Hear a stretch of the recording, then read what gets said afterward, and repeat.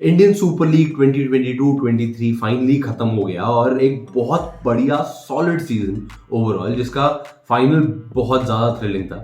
Eighty के मोहन बगान ने बेंगलुरु एफसी को हरा के आईएसएल जीता इस बार का, और ओवरऑल पूरे लीग में पिछले 5-6 साल में एक बढ़िया परफॉर्मेंसेस को देखने को मिले। हमें एक अच्छा कल्चर बढ़ता दिख रहा है फुटबॉल का, फुटबॉल परफॉर्मेंसेस का, फुटबॉल एक डेवलपमेंट का कंट्री में। और कई शॉक्स भी थे, कई सरप्राइजेस भी थे, पर ओवरऑल पिछले 5-6 महीने मजा आया इस लीग को देख के। बट क्या ये फुटबॉल लीग, ये अच्छी फुटबॉल टूर्नामेंट जो हो रहा है, ये एक सक्सेसफुल लीग बन रही है? Hello and welcome back to sports. आज बात कर रहे हैं अभी खत्म हुए आईएसएल 22-23 सीजन की, टॉप प्लेयर्स की, बड़े मोमेंट्स की, विनर्स की, कुछ शॉक्स की, एंड ओवरऑल किस तरह से अनफॉर्चुनेटली आईएसएल का ग्राफ धीरे धीरे करके नीचे जाता लग रहा है उस चीज। Let's go. सबसे पहले शुरू करते हैं फाइनल से। एटी के मोहन बगान वर्सेस बेंगलुरु एफसी। ये दोनों ही टीम्स लीग स्टेज में थर्ड और फोर्थ फिनिश किए थे रिस्पेक्टिवली, और टॉप 2 को मुंबई सिटी एफसी और हैदराबाद एफसी को हरा के आए थे फाइनल तक। तो ये भी एक कमेंडेबल चीज है फॉर श्योर।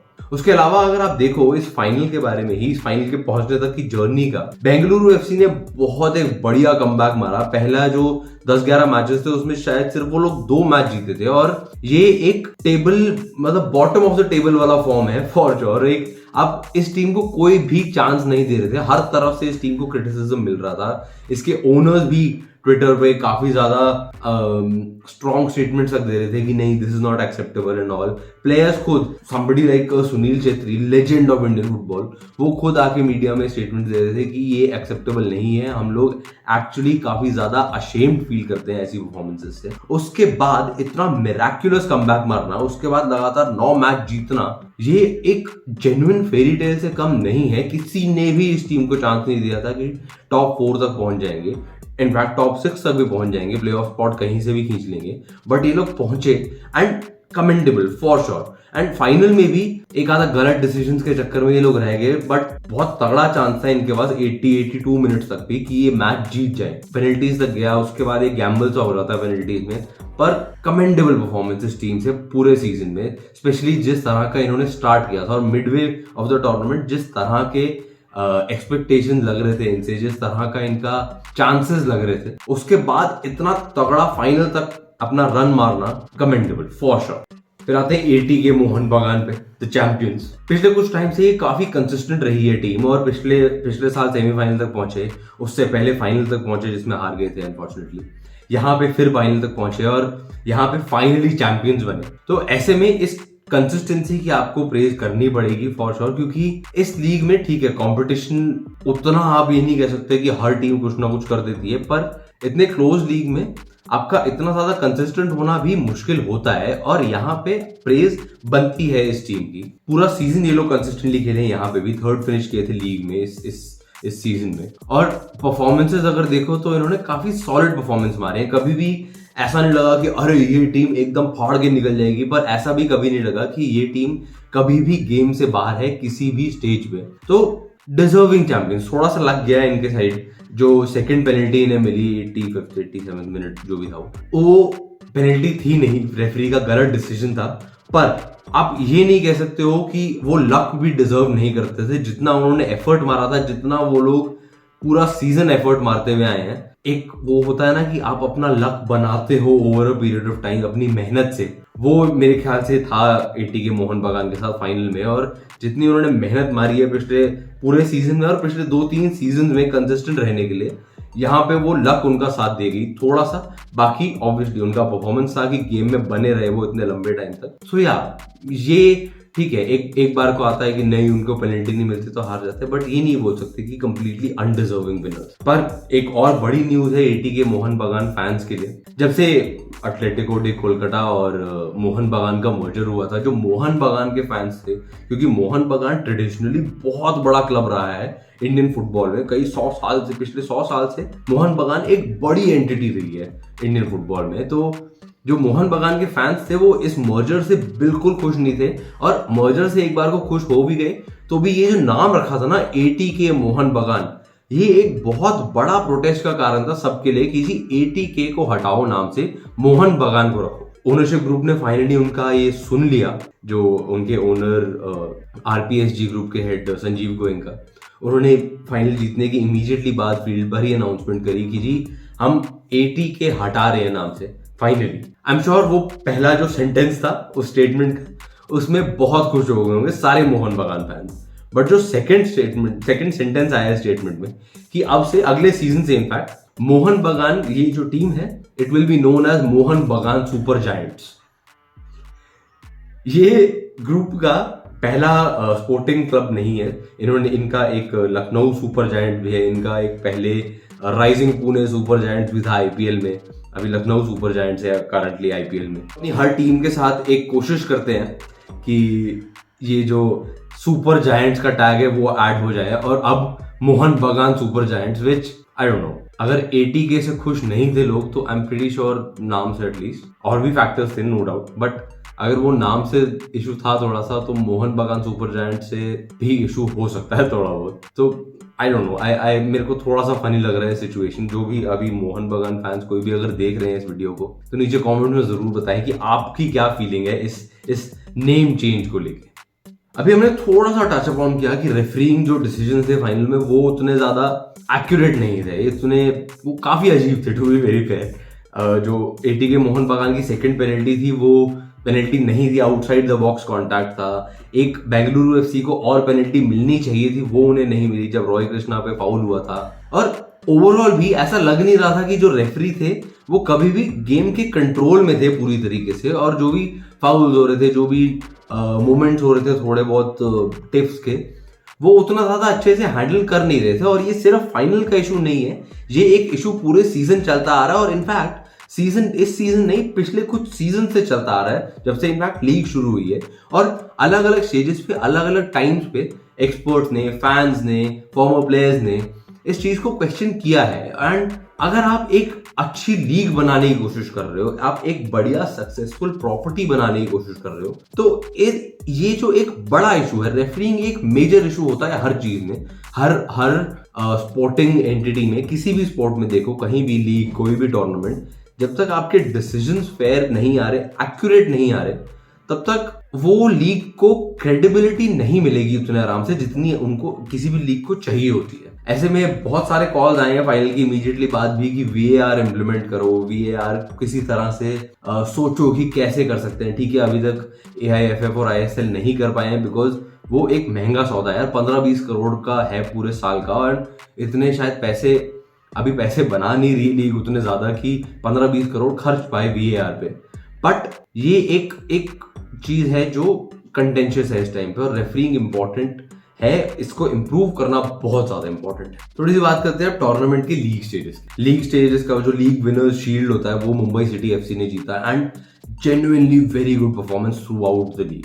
20 मैचेस में उन्होंने 46 पॉइंट्स जीते, और एक तरह से काफी कंफर्टेबली वो लोग लीग जीत गए थे। एंड जो सेकंड प्लेस थे हैदराबाद, उनके साथ 4 पॉइंट्स का डिफरेंस था उनका, और उसके बाद फिर और 10 पॉइंट्स का डिफरेंस। डिसअपॉइंटेड होंगे फॉर श्योर, सेमीफाइनल में हार के बेंगलुरु एफसी से हारे वो लोग, पेनल्टीज पे हारे, तो वो एक फ्रस्ट्रेशन और ऐड हो जाती है कि यार पेनल्टीज तक गेम गया, और अगेन लॉटरी पे गेम चला गया almost. But going into the AFC champions league जो ग्रुप स्टेजेस का प्लेऑफ है, जमशेदपुर एफसी के साथ उनका अप्रैल 4 को है शायद वो मैच, थोड़ा सा कॉन्सोलेशन लीग जीत गया ऑल, बट जेन्युइनली फ्रस्ट्रेटेड होंगे कि यार सेमीफाइनल हारना नहीं चाहिए था, स्पेशली पूरा सीजन इतना कंसिस्टेंटली परफॉर्म करने के बाद एक ऐसी टीम के साथ जो मोमेंटम था उनके पास for sure. But Mumbai City के पास कॉन्फिडेंस ज्यादा होना चाहिए था, और मैच प्रोबेबली पेनल्टीज तक नहीं जाना था, but all credit to Bengaluru FC for sure. Second finish किया हैदराबाद एफसी ने।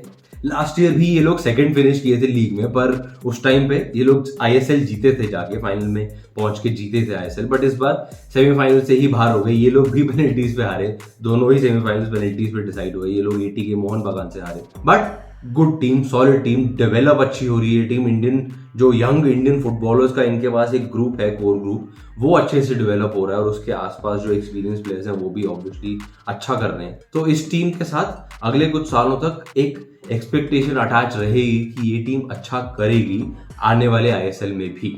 थर्ड और फोर्थ की तो हमने बात कर ली, एटीके मोहन बगान और बेंगलुरु एफसी। उसके बाद आते हैं फिफ्थ पे केरला ब्लास्टर्स। काफी वियर्ड सीजन इनके लिए, इन्होंने पैची परफॉर्मेंसेस बीच बीच में, थोड़ा सा अप एंड डाउन कंसिस्टेंसी में, पर जिस तरह से इनका टूर्नामेंट एंड हुआ वो किसी ने आते हुए देखा नहीं था, और मेरे ख्याल से ठीक तरीका भी नहीं था वो उस टूर्नामेंट को एंड करने का। प्लेऑफ में इन लोगों का मैच था बेंगलुरु एफसी के साथ, जो थर्ड से सिक्स्थ वाला जो प्लेऑफ था एलिमिनेटर्स, उसमें बेंगलुरु एफसी के साथ जो इनका मैच था। ठीक है, थोड़ा सा कंट्रोवर्शियल डिसीजन, आप एक बार को कह सकते हो कि नहीं रेफरी ने ठीक से कंट्रोल नहीं किया गेम को। एक क्विक फ्री किक हुआ, सुनील छेत्री ने गोल मारा उस क्विक फ्री किक के साथ, प्रोटेस्ट करो, आपका बनता है, no doubt. But to walk out of the game midway through the game, आपके कोच आपकी पूरी टीम को बाहर ले जाते हैं, और उसकी वजह से आप केरला ब्लास्टर्स पे सैंक्शंस भी लग रहे हैं, फाइन्स भी लग रहे हैं, उनके कोच के अगेंस्ट भी फाइन्स लग रहे हैं, सैंक्शंस लग रहे हैं। वो प्रॉब्ली एक सही तरीका नहीं है किसी भी चीज को हैंडल करने का, एक स्पोर्टिंग टूर्नामेंट में एक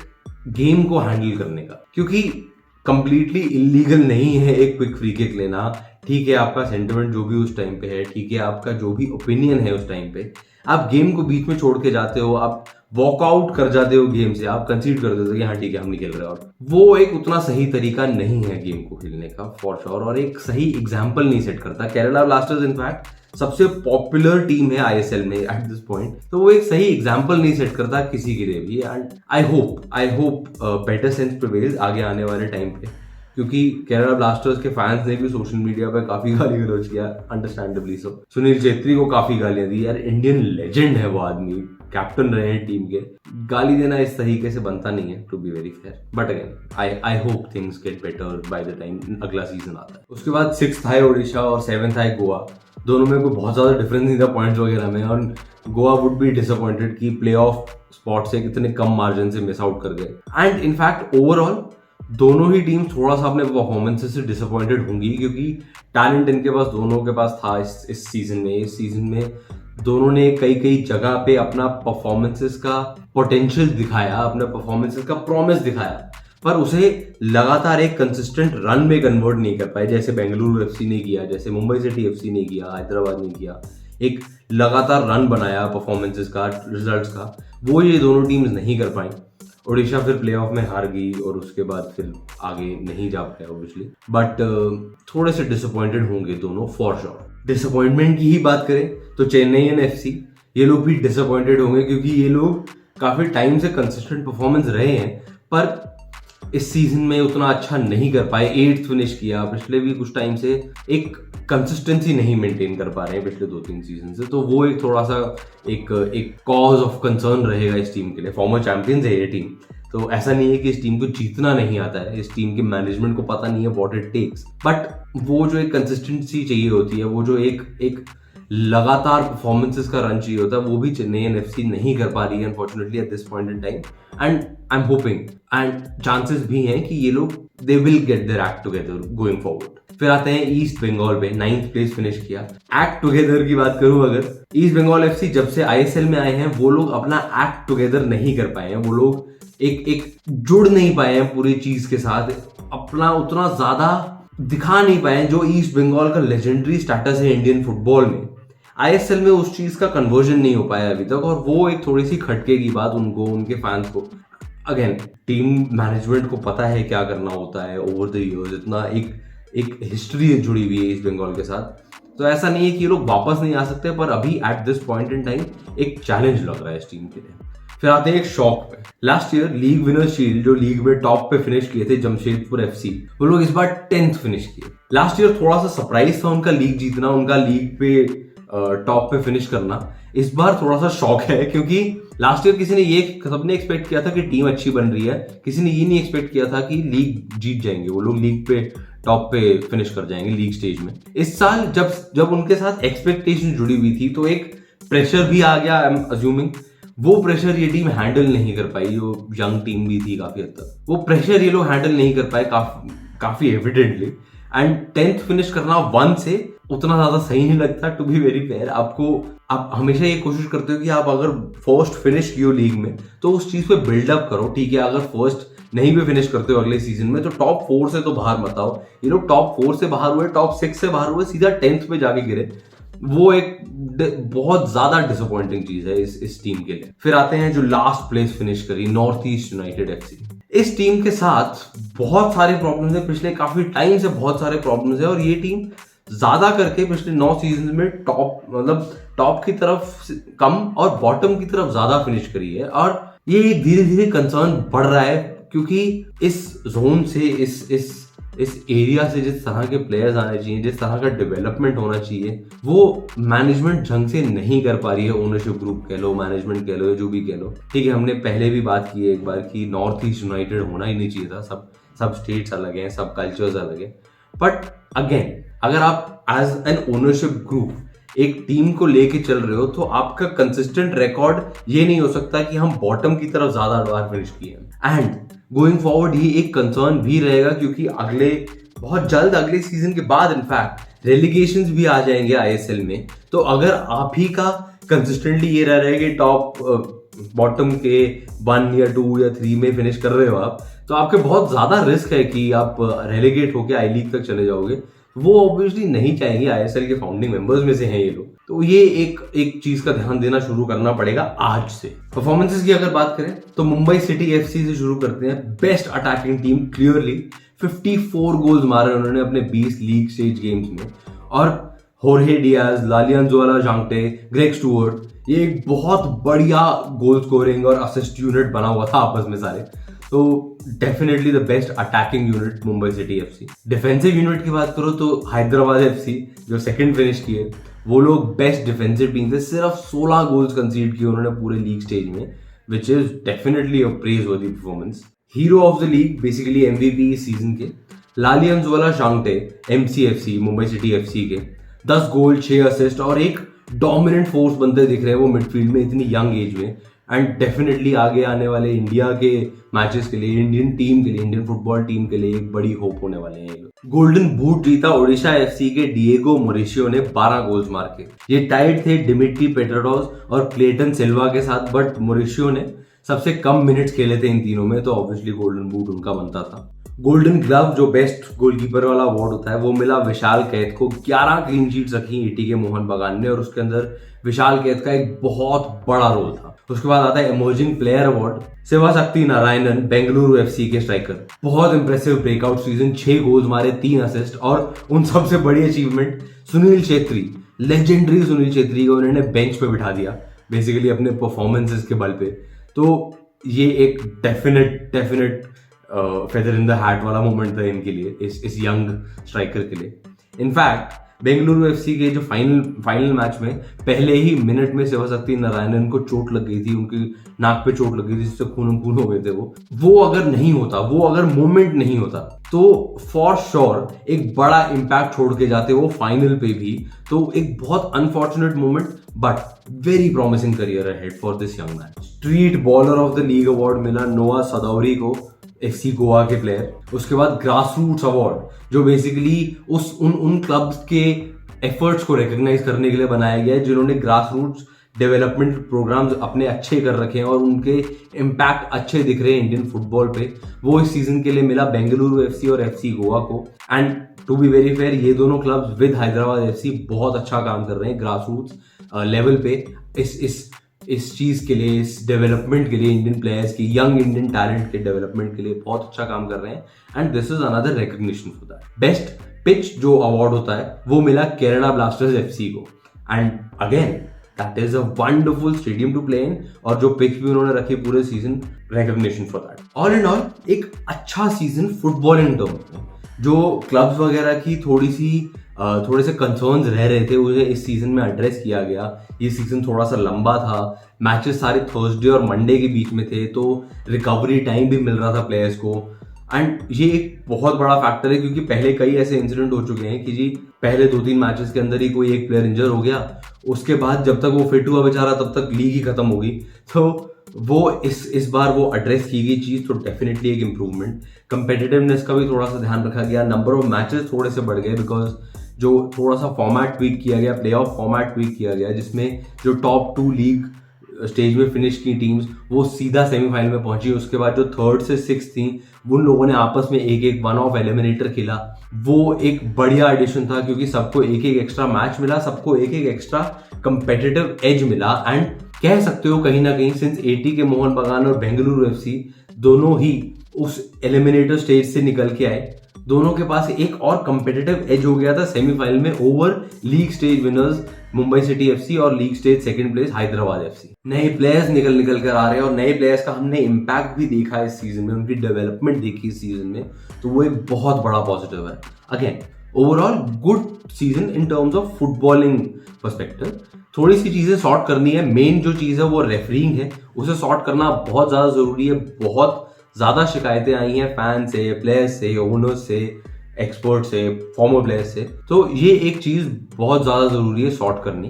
एंड इसके लिए भी स्टेप्स अनाउंस किए गए हैं टू बी वेरी फेयर। एक वो जो VAR लाइट है बेल्जियम लीग्स में जो ऑपरेट होता है, उस टाइप का एक टेक्नोलॉजी इंप्लीमेंट करने की बात हो रही है ISL के लिए भी अगले सीजन से।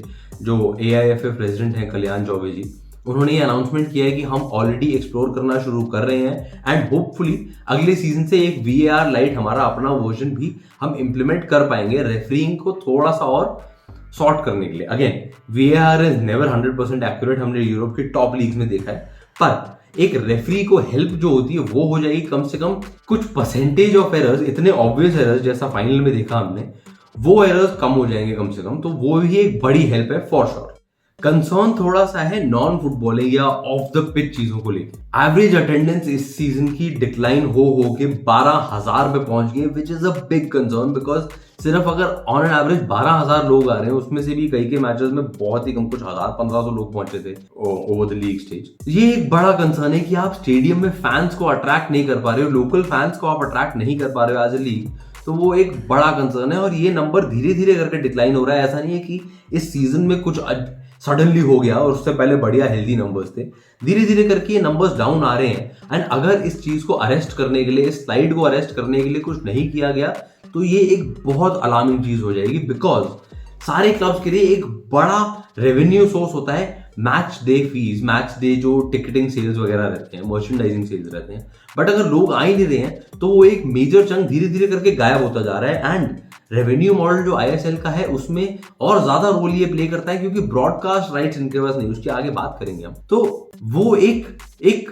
बड़ा कंसर्न हो रहा है धीरे धीरे कि आप बहुत एक ऑब्वियस स्लाइड देख रहे हैं और अगर आने वाले टाइम में भी स्लाइड चलता रहा तो लीग का फ्यूचर बहुत डार्क होने वाला है। एंड ऐसा नहीं है कि सिर्फ इन स्टेडियम नंबर्स डिक्लाइन हो रहे हैं, टीवी नंबर्स भी धीरे धीरे करके डिक्लाइन होते जा रहे हैं। अभी जनवरी में एक कंपैरिजन सा आया था, हॉटस्टार पे ही मैचेस आते हैं ISL की भी और हॉटस्टार पे ही आते हैं प्रीमियर लीग, जो English Premier League football league है उसके भी। उस दिन side by side Chennaiyin FC और AT के मोहन बगान का मैच चल रहा था और उसमें उस टाइम पे हॉटस्टार पे व्यूअरशिप थी कुछ 45,000 के आसपास उस मैच की। साइड में ही लिवरपूल वर्सेस चेल्सी चल रहा था। एंड अगेन ये सिर्फ इंडिया नंबर्स हैं, लिवरपूल वर्सेस चेल्सी का जो मैच नंबर्स थे, जो व्यूअरशिप नंबर्स थे हॉटस्टार पे, सिर्फ हॉटस्टार की बात कर रहा हूँ, वो थे 2 लाख। अब इतना बड़ा गैप आपको ये दिखाता है कि आपके ही देश में, आपकी ही लीग, आपके ही प्लेयर्स जो खेल रहे हैं वो बाहर के लोगों से इतना कम पॉपुलर है। एंड ठीक है, आप कंपीट इतने आराम से नहीं कर सकते हो, वो लीग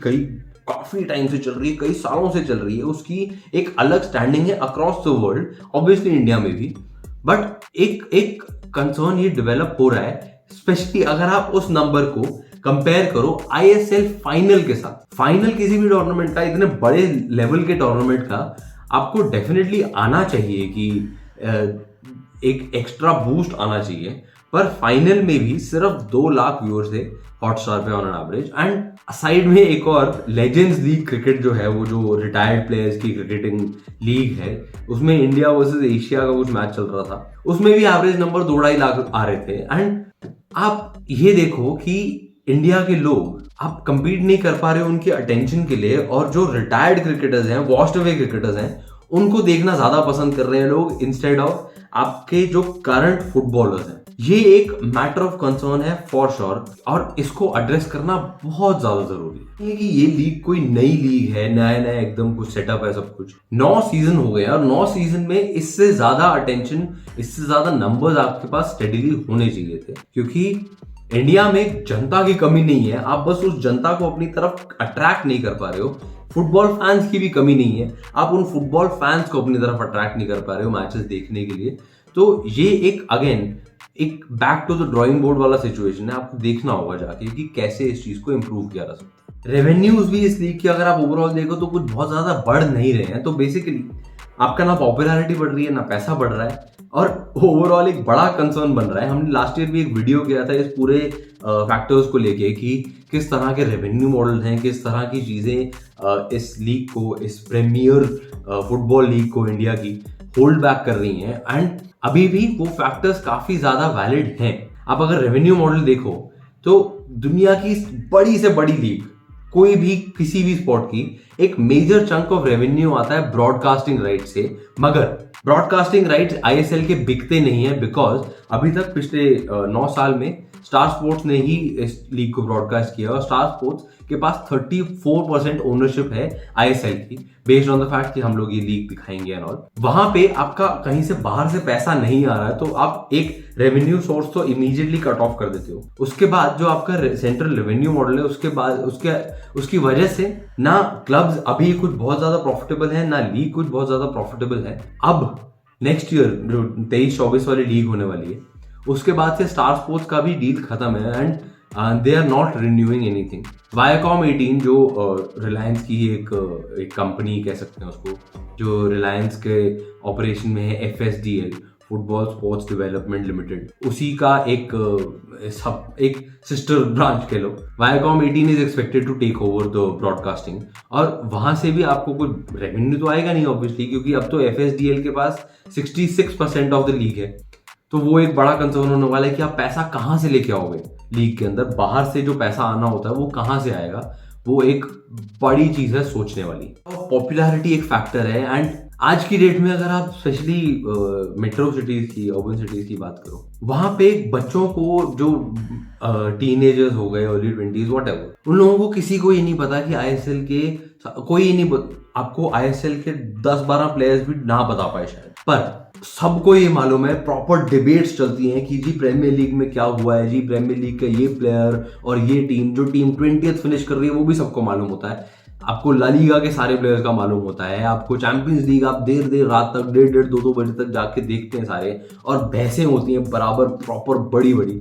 आपने अभी देखा वर्ल्ड कप जो हुआ, फुटबॉल वर्ल्ड कप दिसंबर में, उसमें जो एमी मार्टिनेज ने सेव्स किए पेनल्टी के टाइम पे भी, उसकी वाहवाही हर तरफ हुई है इंडिया में। पर कल जो आईएसएल फाइनल में विशाल कैथ ने सेव किए, पेनल्टी शूटआउट में जो सेव किए उन्होंने, उसका आई एम वेरी श्योर बहुत कम लोगों को पता होगा, and that is a very very big concern, because अगर आपको यही नहीं पता कि अपने देश में एक फुटबॉलिंग सेंस में चल क्या रहा है, और आपको सारी जगह का पता है मगर, तो clearly ISL on a surface level, on a fundamental level आप अटेंशन नहीं खींच पा रहे हो एक फुटबॉल फैन का। तो वो एक कैसे कॉम्बैट की जाए चीज, वहां पे ध्यान देना बहुत जरूरी है। एक तरीका ये हो सकता है कि जी आप पॉपुलर प्लेयर्स को वापस इंक्लूड करना शुरू करो, बिकॉज जब आईएसएल, सबको याद ही होगा, जब आईएसएल शुरू हुआ था 2014 में, तो काफी बड़े नाम इसके साथ जुड़े थे, Luis Garcia, John Arne Riise, Marco Materazzi, David James,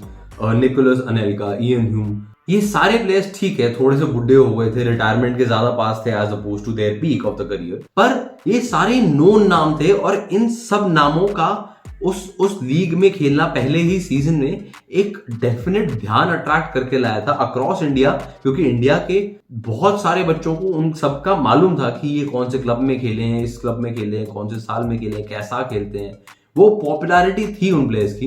and धीरे धीरे करके ये वाला जो फैक्टर है ना, ठीक है, मैंने खुद इस चीज के बारे में बात की है कि वो सारे बहुत ज्यादा बुढ़े हो गए थे कुछ, बट वो पॉपुलैरिटी जो फैक्टर है वो आप डिस्कार्ड नहीं कर सकते हो at this point in time. आप देखो जैसे डेविड बेकहम हो गए, Frank Lampard, Andrea Pirlo, Steven Gerrard, ये सारे प्लेयर्स जाके एमएलएस में खेले, और एमएलएस की पॉपुलैरिटी में डेफिनेट बूस्ट आया। इब्राहिमोविच, ज़्लाटान इब्राहिमोविच, वो एक स्टार हो गए थे एमएलएस जब गए थे, और प्रॉपर एक पूरे यूरोप को, पूरे दुनिया को पता था कि एमएलएस में चल क्या रहा है जब तक वो वहां खेल रहे थे। आप अभी देखो सऊदी लीग ने बड़े मूव्स करने शुरू किए हैं। अल नासर ने तो क्रिस्टियानो रोनाल्डो तक को खींच लिया, ठीक है, मैं नहीं कहता कि हमारे लीग में इतना पैसा है, हमारे ओनर्स के पास इतना पैसा है कि उस आदमी के पता नहीं कितने मिलियंस ऑफ डॉलर्स की सैलरी दे देंगे एक सीजन की। पर इस लाइंस पे, अलोंग दीज लाइंस आपको सोचना पड़ेगा कि किस तरह से पॉपुलैरिटी बूस्ट की जाए प्लेयर्स को यूज करते हुए, जो प्लेयर्स का नाम सब जानते हैं, क्योंकि धीरे धीरे उस पॉपुलैरिटी का यूज एक्चुअली लीग पे, प्लेयर्स पे भी पड़ेगा। एक और चीज, एंड ये थोड़ा सा कंट्रोवर्शियल हो सकता है, तो मेरी सॉरी अगर किसी को ऑफेंड होता है तो, but probably we need to stop thinking कि ये जो आईएसएल है, इंडियन सुपर लीग, ये इंडियन फुटबॉल के लिए एक लीग है। हमें ये ज्यादा सोचना पड़ेगा कि ये एक स्टैंड अलोन फुटबॉलिंग लीग है, इसमें कंपेटिटिव, इसमें इमोशन कैसे जोड़ा जाए। हम अभी सब कुछ इंडियन फुटबॉल टीम के साथ इक्वेट कर देते हैं, उनकी परफॉर्मेंसेस के साथ इक्वेट कर देते हैं, बट अभी के लिए एटलीस्ट आप किसी भी बड़ी से बड़ी लीग को देख लो दुनिया में, किसी भी स्पोर्ट की, आप एनबीए को देख लो, आप प्रीमियर लीग को देख लो, आप ला लीगा को देख लो, जब तक एक लोकल कॉन्टैक्ट, एक लोकल प्राइड अटैच नहीं होती है टीम्स के साथ, तब तक वो लीग सक्सेसफुल नहीं हो पाती है। जब तक आपस में एक कंपेटिटिव वाइब नहीं आती है टीम्स की, कि हमारी एक आइडेंटिटी जुड़ी हुई है टीम के साथ, हमारी एक प्राइड जुड़ी हुई है हमारी टीम के साथ, हमारे को फर्क पड़ता है कि जैसे ओडिशा की टीम है, वहां पे रहने वालों को, वहां से बिलोंग करने वाले लोगों को फर्क पड़ता है कि जी हमारी टीम ने क्या किया इस टीम के अगेंस्ट। बंगाल की टीम, जो मोहन बगान और ईस्ट बंगाल की बड़ी राइवलरी चलती है कई सालों से, पर उन्हें ये भी फर्क पड़ना चाहिए कि हमारी टीम ने मुंबई सिटी एफसी के साथ क्या किया, मुंबई के लोगों को फर्क पड़ना चाहिए कि हमारी टीम ने बेंगलुरु एफसी के अगेंस्ट क्या किया। जब तक ये फर्क नहीं पड़ेगा तब तक वो एक इमोशनल इन्वॉल्वमेंट नहीं होगा फैंस का, और जब तक फैंस का इमोशनल इन्वॉल्वमेंट नहीं होता है किसी भी लीग में, आप देख लो, तब तक आप नहीं बना सकते उसे एक सक्सेसफुल लीग। एक एनबीए की जो टीम है लॉस एंजल्स लेकर्स, उसकी एक बहुत अच्छी डॉक्यूमेंट्री आई थी हॉटस्टार पे भी कुछ टाइम पहले, लेगेसी करके। उसमें भी उन्होंने इस बारे में बात की थी कि उन्होंने किस तरह से, जो उनके ओनर ने जब खरीदी वो टीम, किस तरह से उन्होंने लोकल फैंस को, लोकल सेंटिमेंट को अपने टीम के साथ किया, और उसके बाद एलए लेकर्स आज की डेट में one of the most successful teams है, one of the most followed teams है, यूएस में तो है ही, but across the world. And उस टाइप का एक पुश आपको देना पड़ेगा आईएसएल में। मैं ये नहीं कह रहा कि आपस में लड़वा दो लोगों को, आपस में आइडेंटिटी पॉलिटिक्स खेल जाओ और आपस में लैंग्वेज पॉलिटिक्स खेल जाओ, केरला को तमिलनाडु से लड़वा दो, मैं ये सब नहीं कह रहा हूँ। बट जब तक एक लोकल प्राइड नहीं अटैच होती है, जब तक मुझे फर्क नहीं पड़ता है कि मेरे स्टेट की टीम ने क्या किया आज, जब तक मुझे फर्क नहीं पड़ता है मैं देखूं कि कल मैं जब काम पे जाता हूं कि तो मेरे स्टेट की टीम ने इस बंदे की स्टेट की टीम को हराया, वो जब तक नहीं आएगा तब तक थोड़ा मुश्किल है इस लीग को अल्ट्रा सक्सेसफुल बनाना। नॉर्थ ईस्ट यूनाइटेड के साथ हमने जो प्रॉब्लम्स है वो तो पहले भी बात की कि एक होनी नहीं चाहिए थी, वो एक टीम नहीं होनी चाहिए थी, it should have been different entities. But even there आप एक्चुअली कहीं ना कहीं से एक प्राइड एलिमेंट जोड़ सकते हो, और आज की डेट में ये करना एक्चुअली आसान है, बिकॉज सोशल मीडिया से आप कहीं भी पहुंच सकते हो। पर जब तक वो आप पहुंचोगे नहीं, जब तक उन लोगों के पास नहीं पहुंचोगे, जब तक किसी फैन के साथ आप एक इमोशनल कनेक्ट नहीं बनाओगे किसी टीम का, तब तक आप उसे